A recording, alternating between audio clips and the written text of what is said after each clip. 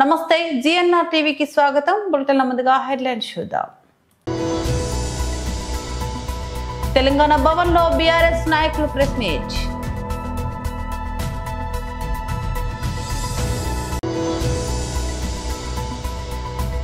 BJP జాతీయ ఉపాధ్యక్షురాలు శ్రీమతి అరుణ మీడియాతో మాట్లాడారు. తెలంగాణ రైజింగ్ విజన్ 2047లో సినీ పరిశ్రమకు ప్రత్యేక అధ్యాయం. కెరీర్లో తొలిసారిగా వన్డేలో నెంబర్ 1 బ్యాటర్గా రోహిత్ శర్మ. తెలంగాణ భవన్లో బీఆర్ఎస్ నాయకుల ప్రెస్ మీట్ నిర్వహించారు. దీని వెనుక పూర్తి స్థాయిలో ముఖ్యమంత్రి గారి బీఆర్ఎస్ పార్టీ ఇన్ఛార్జీలను అక్కడ పనిచేస్తున్నటువంటి వాళ్ళను భయభ్రాంతులకు గురి చేస్తూ మీరు తిరగలేరు, మీరు మీ ఇళ్లకు పోలేరు, ఇక మీ సంగతి చూస్తామని చెప్పి బెదిరింపు ధోరణితో మాట్లాడుతూ ఉన్నాడు. ఇవి కేవలం ఆయన మాటలే కాదు, యథా రాజా తదా ప్రజ అన్నట్టుగా ముఖ్యమంత్రి గతంలో మాట్లాడినటువంటి మాటలు, కండ్ల గుడ్లు వీకేస్తా, కడుపుల పేగులు తీస్తా, లాగుల తొండలు జొరగొడతా, చెట్టుకు వేలాడదీసి కొడతా, స్వయంగా అసెంబ్లీ వేదికగా బట్టలు ఇప్పదీసి కొడతా అని ముఖ్యమంత్రి ఏదైతే మాట్లాడిండో వస్తే వీరు ఎమ్మెల్యేగా పోటీ చేసినారు. అప్పుడు స్వయంగా నేను, మా రవీందర్ రెడ్డి గారు, విజిత్ గారు, ఆంజనేయులు గౌడ్ గారు, స్వయంగా నేను, మా రవీందర్ రెడ్డి గారు, విజిత్ గారు, ఆంజనేయులు గౌడ్ గారు, రాజు సార్ గారు, మేమంతా మా టీం అంతా అక్కడ ఉప ఎన్నికల్లో పనిచేసినాం. నేను పెదవూర మండలం ఇన్ఛార్జ్ ఉన్నా, అన్నాడు. నేను ప్రభుత్వ వైపుగా పనిచేస్తూ ఉన్నా, పెదవూర మండలం ఇన్ఛార్జ్ ఉన్నా. అటువైపు పెదవూర మండలం కాంగ్రెస్ పార్టీ ఇన్ఛార్జ్ ఎవరు వచ్చారు? రేవంత్ రెడ్డి గారు, ప్రస్తుత ముఖ్యమంత్రి, వారే వచ్చారు. వారితో పాటు మాజీ ఎంపీలు బలరాం నాయక్ గారు, సురేష్ శెట్కర్ గారు, మల్లు రవి గారు, మాజీ ఎమ్మెల్యేలు, అదేవిధంగా చాలామంది మాజీ ఎమ్మెల్సీలు, అప్పటి ఎమ్మెల్యే ప్రస్తుతం మంత్రిగా ఉన్న సీతక్క గారు, ప్రస్తుతం ఎమ్మెల్యే సద్దంకి దయాకర్ గారు, ఒక 15-20 మంది టీం వచ్చి పనిచేసి 2 వారాల పాటు పెదవూరులో. ఎన్నడూ కూడా వాళ్ళని ఒక మాట మా అభ్యర్థిగా పోటీ చేసిన భగత్ గారు అనలేరు.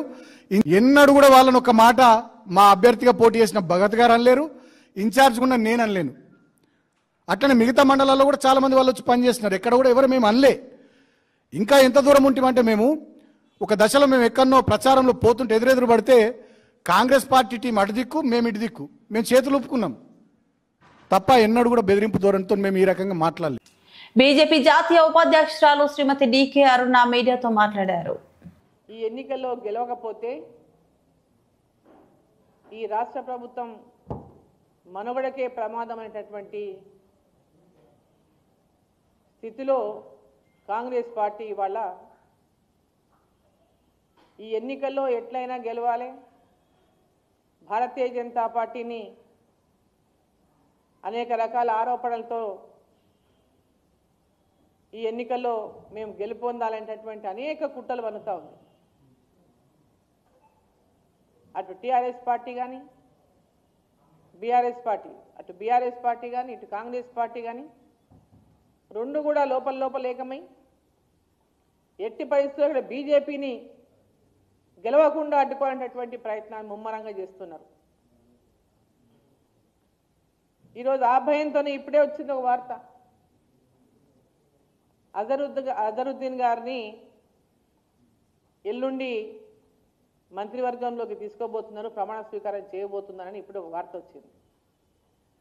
అంటే వీళ్ళు ఎంతగా భయపడుతున్నారో, ఈ ఎన్నికలు ఒక పక్క 11వ తేదీ నాడు ఎన్నికలు ఉంటే జనరల్గా ఎన్నికలు జరుగుతున్నప్పుడు, ఉప ఎన్నిక జరుగుతున్నప్పుడు రాష్ట్రంలో కోడ్ అమల్లో ఉంటుంది, ఇటువంటివి చేయడానికి వీలు ఉండదు. కానీ ఇది జూబ్లీ హిల్స్ వరకే పరిమితం, ఎన్నికల కోడ్ జూబ్లీ హిల్స్ వరకే ఉంది. కాబట్టి మేము మంత్రివర్గాన్ని ప్రమాణ స్వీకారం అజరుద్దీన్ గారితో చేయించవచ్చని ఈరోజు ఎల్లుండి 31వ తారీఖు 11 గంటలకు వాళ్ళు ముహూర్తం పెట్టుకున్నారనే విషయాన్ని తెలుస్తాం. అంటే ఇదంతా చూస్తుంటే కాంగ్రెస్ పార్టీకి వాళ్ళకు ఓడిపోతామనేటటువంటి భయం పట్టుకున్నది. ఖచ్చితంగా కాంగ్రెస్ పార్టీ ఎన్నికల్లో ఓడిపోబోతున్నది అనేటటువంటి విషయం కూడా స్పష్టమైంది. బీఆర్ఎస్ పార్టీ గతంలో అధికారంలో ఉండి 10 సంవత్సరాలు ఈ రాష్ట్రంలో పరిపాలించి ఈ రాష్ట్రాన్ని అప్పుల కూపంలోకి నెట్టేసి ఎక్కడైతే ఎన్నికలు జరుగుతున్నాయో ఆ ప్రాంతంలో కూడా మనం ఎన్నికల ప్రచారం సందర్భంగా మనం పోయి చూస్తుంటే కనుక అక్కడ ఉన్నటువంటి పరిస్థితులు అధ్వానమైనటువంటి పరిస్థితులు ఉన్నాయి. ఇండ్లు లేనటువంటి వాళ్ళు, డ్రైనేజీలు లేవు, రోడ్లు లేవు, గతుకుల గుంతల రోడ్లు, ఉండడానికి ఇండ్లు లేవు, అనేక మంది. కానీ ఈ ప్రాంతాల్లో పెద్ద ఎత్తున ఉపాధిని వెతుక్కుంటూ ఈ ప్రాంతానికి వలస వచ్చిన వాళ్ళే ఎక్కువ ఉన్నారు. ఈ ప్రాంతంలో జూబ్లీహిల్స్. తెలంగాణ రైజింగ్ విజన్ 2047లో సినీ పరిశ్రమకు ప్రత్యేక అధ్యాయం. హాలీవుడ్ ను హైదరాబాద్ కు తీసుకురావడమే లక్ష్యమని సీఎం రేవంత్ రెడ్డి అన్నారు. మిత్రులారా, సినీ కార్మిక సోదరులారా,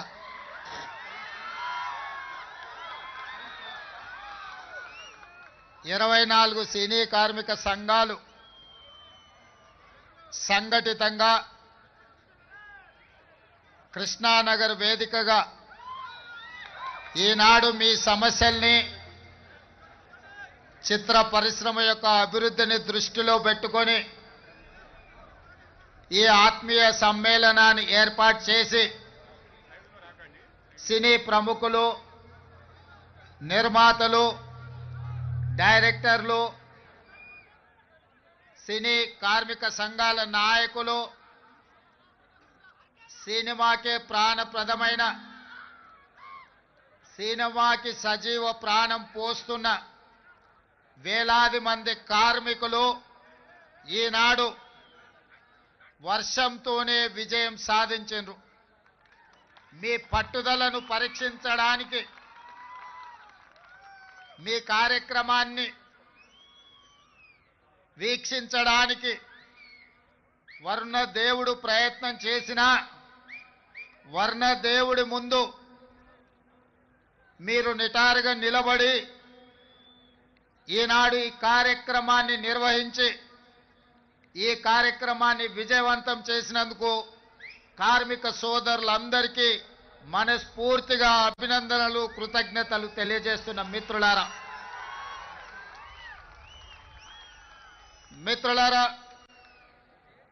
ఒకనాడు తెలుగు పరిశ్రమ అంటే మదరాసి అని పిలిచే సందర్భంలో తెలుగు పరిశ్రమని ప్రోత్సహించాలి, తెలుగు పరిశ్రమను 400 సంవత్సరాల చరిత్ర కలిగిన ఈ హైదరాబాదు నగరానికి తరలించాలి, మిమ్మల్ని అందరినీ హక్కును చేర్చుకొని గుండెల్లో పెట్టి చూసుకోవాలని ఆనాటి ముఖ్యమంత్రి డాక్టర్ మర్రి చెన్నారెడ్డి గారు తీవ్రమైన కృషి చేసి ఆనాటి సినిమా దిగ్గజాలైన అన్న నందమూరి తారక రామారావు గారిని, అక్కినేని నాగేశ్వరరావు గారిని,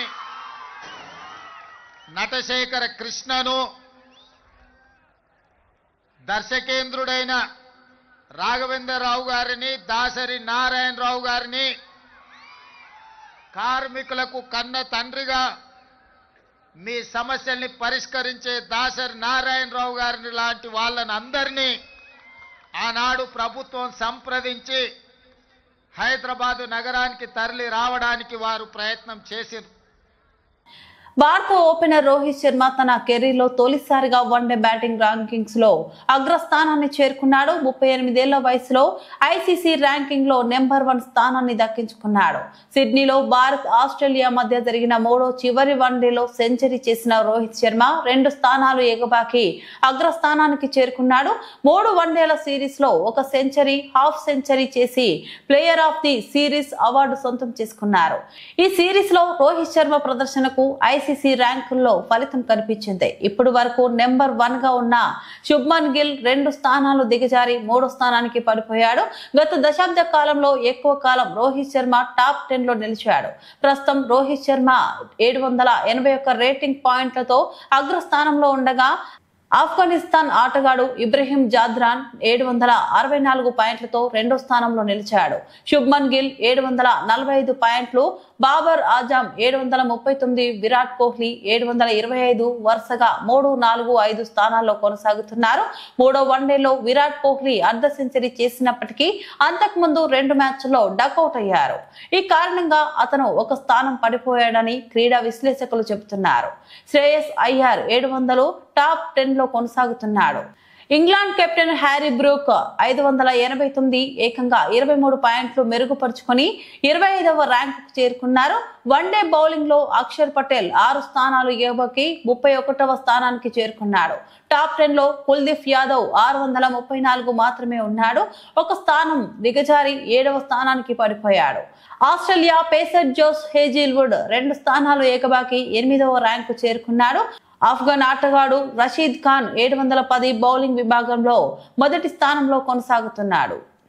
శ్రీకాళహస్తిలోని ప్రెస్ క్లబ్ నందు మాజీ ఎంపీ చింతా మోహన్ కాంగ్రెస్ పార్టీ నాయకులతో కలిసి విలేకరుల సమావేశం నిర్వహించారు. ఈ సమావేశంలో మాజీ ఎంపీ చింతా మోహన్ మాట్లాడుతూ శ్రీకాళహస్తి దేవస్థానం అవినీతిమయంగా మారిందని, సెల్ ఫోన్ కౌంటర్ నందు, చెప్పుల కౌంటర్ నందు మరియు కార్ పార్కింగ్ లలో కూడా భక్తులను నిలువుదోపిడీ చేస్తూ అధిక మొత్తంలో వసూలు చేస్తున్న అధికారులు పట్టించుకోకపోవడం, ప్రజాప్రతినిధులు వాటిపై స్పందించకపోవడం విడ్డూరంగా ఉందని, ఇకనైనా కాంట్రాక్టుదారులు భక్తులను నిలువుదోపిడీ చేస్తున్న వారిపై ఆలయ అధికారులు దృష్టి సారించి వాటిని కట్టడి చేయాలని కోరారు. కూటమి ప్రభుత్వంలో రైతులకు ఎక్కడా న్యాయం జరగడం లేదని, ప్రస్తుత తుఫాను ప్రభావంతో పడిన వర్షపాతాలతో రైతులు వారి పంటలు నీట మునిగి అప్పుల పాలైతే ఆత్మహత్యలు చేసుకోవాల్సిన పరిస్థితి ఏర్పడుతుందని, ఇప్పటికైనా కూటమి ప్రభుత్వం స్పందించి రైతన్నలను ఆదుకోవాలని కోరారు.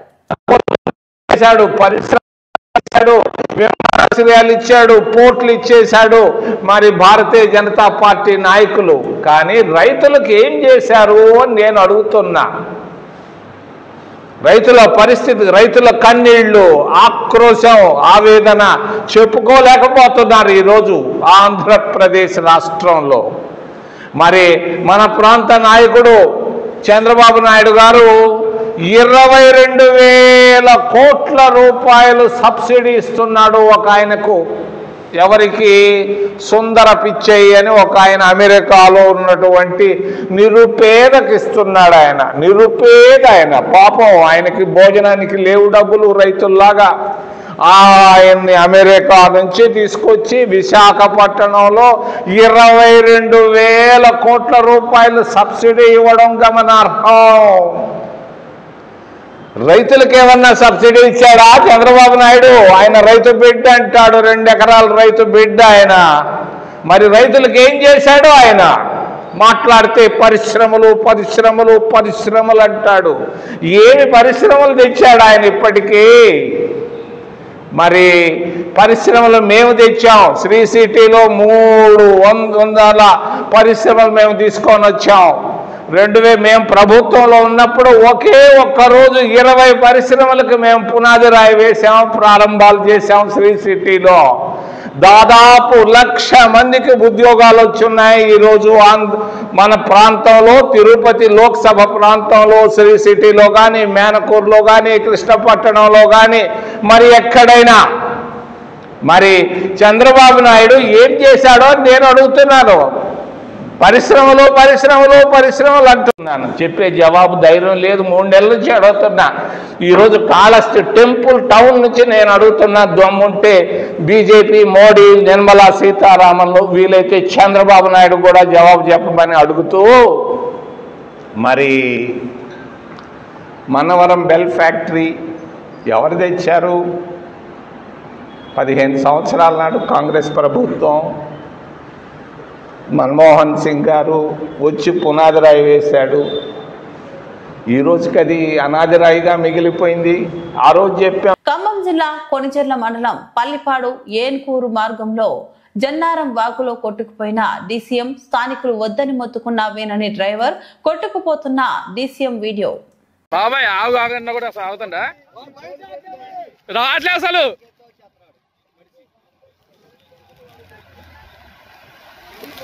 అన్నా బండి ఆపిట్లేదా అన్నా?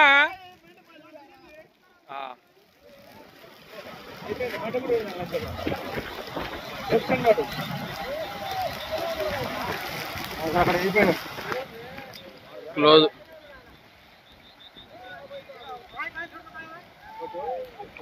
డోర్ తీసుకుంటావురా? అయిపోయాడు.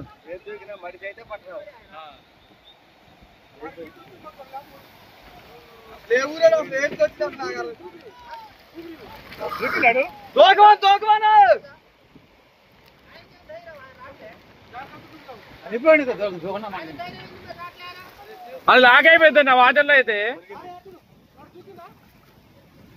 దూకలే. ఉమ్మడి నెల్లూరు జిల్లా వాకాడ మండలంలో ముంచుకొస్తున్న మంతా తుఫాన్ తాకిడికి గురి అయ్యే ప్రాంతాల్లో గూడూరు ఎమ్మెల్యే పాశం సునీల్ కుమార్ మంగళవారం పర్యటించారు. అందులో భాగంగా మండలంలోని గంగన్నపాలెం, బాలిరెడ్డిపాలెం గ్రామాల మధ్య వర్షాల కారణంగా దెబ్బతిన్న స్వర్ణముఖి కాజ్వే వంతెనను జోరు వర్షంలో అధికారులు టీడీపీ నాయకులతో కలిసి ఎమ్మెల్యే పరిశీలించారు.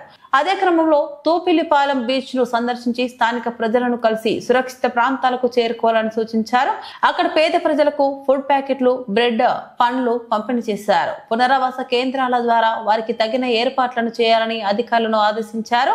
సీఎం చంద్రబాబు ఆదేశాల మేరకు ప్రజలకు ఎటువంటి ఇబ్బందులు తలెత్తకుండా తామంతా సహాయక చర్యలో నిమగ్నమయ్యామన్నారు. ఈ తుఫాను విపత్తు సమయంలో ఎన్నడూ లేని విధంగా అధికారులు యాక్టివ్ గా పనిచేస్తున్నారని, అదే చంద్రబాబు విజన్ అని ఎమ్మెల్యే పాశం సునీల్ కుమార్ కొనియాడారు.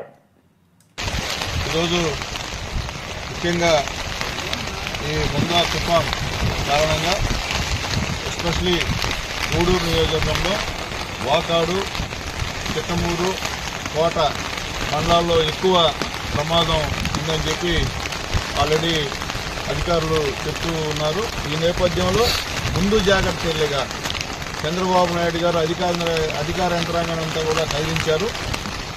పోలీసు, అలాగే ఎంఆర్ఓలు, అలాగే ఎండిఓలు, ఇరిగేషన్ అధికారులు, R&B అధికారులు అందరం కూడా ఈ యొక్క తుఫాన్ని ముందు జాగ్రత్త చర్యగా తీసుకొని చర్యల గురించి అందరూ కూడా పకడ్బందీగా ప్లాన్ చేసుకొని చూస్తూ ఉన్నారు. ఎక్కడికి వెళ్ళినా మెరైన్ వాళ్ళు కూడా ఈరోజు ఎక్కడికి వెళ్ళినా ప్రతి దగ్గర కూడా పోలీసు వారు ఉన్నారు. ఎక్కడైనా ఇబ్బందికరమైనటువంటి ఈ యొక్క లో వంతెనలో నీళ్లు ప్రవహిస్తుందో అక్కడ అటు ఇటు మనుషుల్ని పానికుండా పోలీసు వాళ్ళు జాగ్రత్తలు తీసుకుంటున్న విషయం కూడా చూస్తూ ఉన్నాం. ఎందుకంటే ఇబ్బందుల్లో ప్రజలుంటే ఖచ్చితంగా తెలుగుదేశం పార్టీగా మా నాయకులు మాకు చెప్పింది ఒకటే, మీరెళ్ళి పరామర్శించండి. మీరు ఎన్ని తిరిగారో కాదు లెక్క, మీరు ఏం చేశారు అనేది లెక్క. కాబట్టి ఏ ఊర్లైనా, ఏ పంచాయతీలైనా తెలుగుదేశం పార్టీ గ్రామస్థాయి నాయకుడి దగ్గర నుంచి మండల స్థాయి నాయకుడు, జిల్లా స్థాయి నాయకుడు, రాష్ట్ర స్థాయి నాయకులు అందరూ కూడా మీ వంతు సహాయ సహకారాలు పేదవాళ్ళకి చేయమని చెప్పి మాకు స్పష్టంగా టెలికాన్ఫరెన్స్ ద్వారా బాబు గారు ఆదేశించారు. ఈరోజు ప్రజలు ఎంతో నమ్మకంగా నారా చంద్రబాబు నాయుడు గారిని, పవన్ కళ్యాణ్ గారిని ఈరోజు గెలిపించారు. ఈ నమ్మకానికి కొమ్ము చేయకుండా మేము మీ అందరూ దయ వల్ల ఇక్కడ ఎమ్మెల్యేగా రెండోసారి గెలిచాను. ఖచ్చితంగా నా వంతు సహాయ సహకారాలు చేయడానికి సిద్ధంగా ఉన్నామని చెప్పి నేను తెలియజేస్తున్నాను. నేను చెప్పాను, నిన్న కూడా మా పార్టీ నాయకులంతా మీటింగ్ చెప్పా, ఎక్కడైతే ఇబ్బంది ఉంటుందో వాళ్ళు నా దృష్టికి తీసుకొస్తే ఎంత సహాయం చేసేదానికి వెనకాడని చెప్పి చెప్పా. అలాగే స్వచ్ఛంద సేవా సంస్థ అందరూ కూడా చేసే నమస్కారాలు తెలియజేస్తున్నా. దయచేసి మీరు కూడా సహకరించండి. చాలామంది ఇక్కడ SC, ST, BCలు చాలామంది ఇబ్బంది పడేటువంటి కార్యక్రమం కూడా ఉంది. అందరూ కూడా ఇబ్బంది లేకుండా ఆహారం సరఫరా చేయాలని చెప్పి కూడా ఆ స్వచ్ఛంద సేవా సంస్థ అందరూ కూడా రిక్వెస్ట్ చేస్తున్నారు. అలాగే అధికారులు చాలా యాక్టివ్గా పనిచేస్తున్నారు. దానికి కారణం మా జిల్లా కలెక్టర్ గారు, మా SP గారు అని చెప్పడం తప్పదు. ఎందుకంటే వాళ్ళు ఇంత యాక్టివ్గా గతంలో ఎప్పుడు చూడాల అధికారులు ఈ విధంగా ప్రతి గ్రామంలో తిరగడం, అందరినీ మోటివేట్ చేయడం, ఎక్కడికెక్కడ ఇబ్బందులు లేకుండా చూడడం ఫస్ట్ టైం. అదే చంద్రబాబు నాయుడు గారి యొక్క బులెటిన్ ముగించే ముందు మరోసారి హెడ్లైన్స్ చూద్దాం. తెలంగాణ భవన్ లో BRS నాయకులు press meet.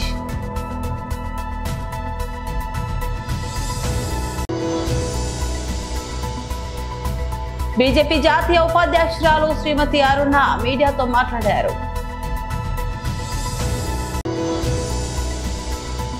Telangana rising vision 2047లో సినీ పరిశ్రమకు ప్రత్యేక అధ్యాయం. కెరీర్లో తొలిసారిగా వన్డేలో నెంబర్ 1 బ్యాటర్గా రోహిత్ శర్మ. ఇవి బులెటిన్ అప్డేట్స్. మరో బులెటిన్లో మళ్ళీ కలుద్దాం. అంతవరకు సెలవు, నమస్తే.